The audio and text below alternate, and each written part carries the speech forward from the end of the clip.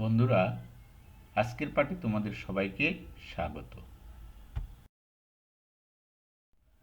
আমি মোহাম্মদ তৌহিদুল কবির সারা পাঠ জুড়ে তোমাদের সঙ্গে আছি। সহকারী শিক্ষক, চর-গোপীনাথপুর সরকারি প্রাথমিক বিদ্যালয়, তারাকান্দা, ময়মনসিংহ থেকে।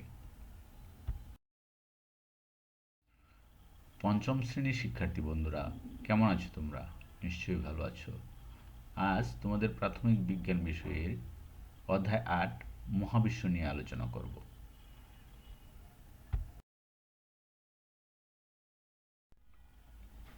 বন্ধুরা, ছবি দুটি ভালোভাবে পর্যবেক্ষণ করো এবং ছবি দুটির ঘূর্ণনের ধারণা থেকে তোমরা একটু চিন্তা করে দেখো যে পৃথিবী কি এরকম ঘুরে? যদি ঘুরে তাহলে পৃথিবীর ঘূর্ণন কেমন বা কিভাবে ঘুরে? পৃথিবীর কয় রকম গতি রয়েছে? পৃথিবী কি শুধু একরকমভাবেই ঘুরে? এই এই সকল বিষয় একটু চিন্তা করো। ধন্যবাদ। হ্যাঁ বন্ধুরা, আমাদের আজকের পাঠ পৃথিবীর গতি। তবে আমাদের আজকের পাঠের মূল প্রশ্নটি হচ্ছে, পৃথিবী কিভাবে ঘোরে?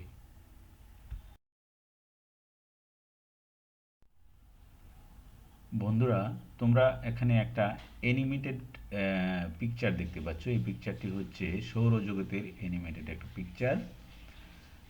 তোমরা নিশ্চয়ই জানো যে সৌরজগতের গ্রহগুলো সূর্যকে কেন্দ্র করে তার চারপাশে ঘোরে। তো তোমরা দেখতে পেলে যে পৃথিবী সৌরজগতের চারপাশে তার নিজ কক্ষপথে কিভাবে সূর্যকে প্রদক্ষিণ করছে।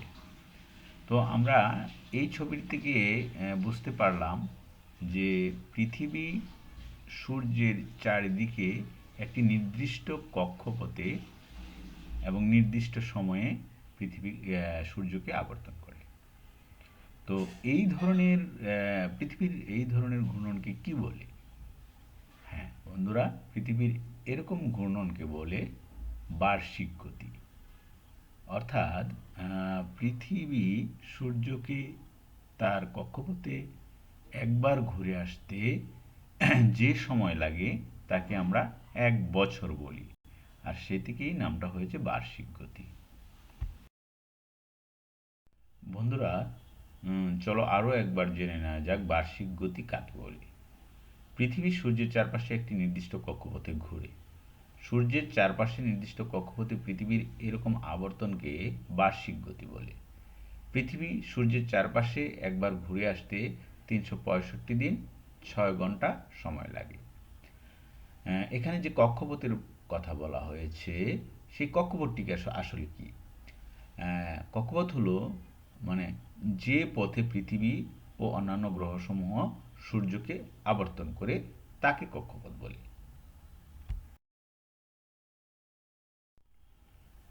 পৃথিবীর এই ছবিটিতে আমরা দেখতে পাচ্ছি পৃথিবীর ভিন্ন রকম একটি ঘূর্ণন। আগে যেভাবে পৃথিবীর ঘূর্ণনটা আমরা দেখেছি, এই ঘূর্ণনটা কিন্তু এরকম নয়। এখানে পৃথিবী তার নিজ অক্ষের উপর ঘুরছে। তো পৃথিবীর নিজ অক্ষের উপর এরকম ঘূর্ণনকে কি বলে তোমরা জানো? হয়তোবা জানো। পৃথিবীর এইরকম ঘূর্ণনকে বলা হয় আহ্নিক গতি। আহ্নিক গতি সম্পর্কে পরবর্তী স্লাইডে আরও বিস্তারিত জানব। ওকে। আহ্নিক গতি সূর্যের চারপাশে ঘূর্ণনের সাথে সাথে পৃথিবী এই যে লাঠিমের মতো নিজ অক্ষের ওপর ঘুরছে, নিজ অক্ষের ওপর পৃথিবীর এই ঘূর্ণমান গতিকে আমরা বলি আহ্নিক গতি।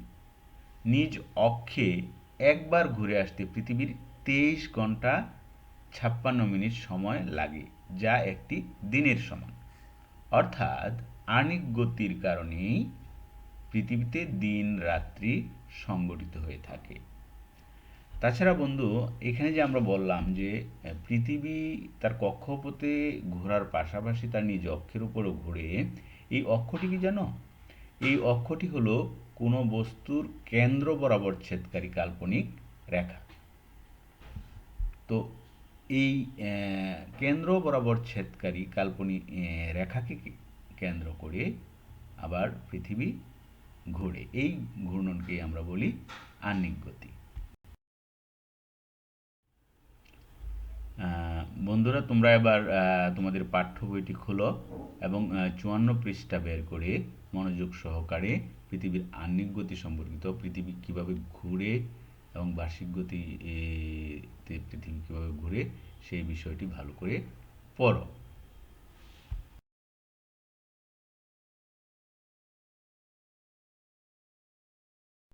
বন্ধুরা, এতক্ষণ আমরা পৃথিবীর গতি সম্পর্কে জানলাম। তো চলো দেখে আসি যে আমরা কতটুকু শিখতে পেরেছি। পৃথিবীর গতিগুলো কি কি? হ্যাঁ বন্ধুরা, পৃথিবীর গতিগুলো হচ্ছে আহ্নিক গতি এবং বার্ষিক গতি। কক্ষপথ বলতে কি বোঝায়? কক্ষপথ বলতে পৃথিবী যে পথে সূর্যের চারিদিকে ঘোরে তাকে কক্ষপথ বলে। তো বন্ধুরা, তোমরা একটু ভেবে বলো তো যে সূর্যের চারিদিকে একবার ঘুরে আসতে পৃথিবীর কতদিন সময় লাগে? তোমরা যদি আরও একবার ভিডিওটা দেখো তাহলে এর উত্তর পেয়ে যাবে। তাছাড়া আরও দুটি প্রশ্ন। নিজ অক্ষের চারিদিকে একবার ঘুরে আসতে পৃথিবীর কত ঘন্টা সময় লাগে এবং পৃথিবী কিভাবে ঘুরে? তো এই প্রশ্নগুলোর উত্তর তোমরা তোমাদের কমেন্টসে জানাতে পারো এবং তোমাদের পরীক্ষা প্রস্তুতির জন্য এগুলো চর্চা করতে পারো। ওকে বন্ধুরা, তোমরা জানো যে তোমাদের জন্য যে ক্লাসগুলো আমি তৈরি করি তার প্রত্যেকটিতে একটি বাড়ির কাজ রাখি। তো এবারের পাঠে তোমাদের একটি বাড়ির কাজ রয়েছে। তোমরা ইচ্ছা করলে বাড়ির কাজটি করতে পারো। সেই কাজটি হলো পৃথিবীর 2 রকম ঘূর্ণনের 2টি ছবি অঙ্কন করে আনবে। ছবি অঙ্কন করে ইচ্ছে করলে তুমি আমার কমেন্ট বক্সে আপলোড করতে পারো।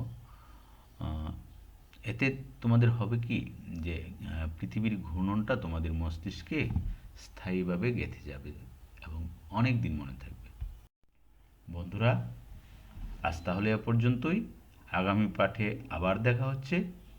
খুদা হাফেজ এবং তোমাদেরকে অসংখ্য ধন্যবাদ।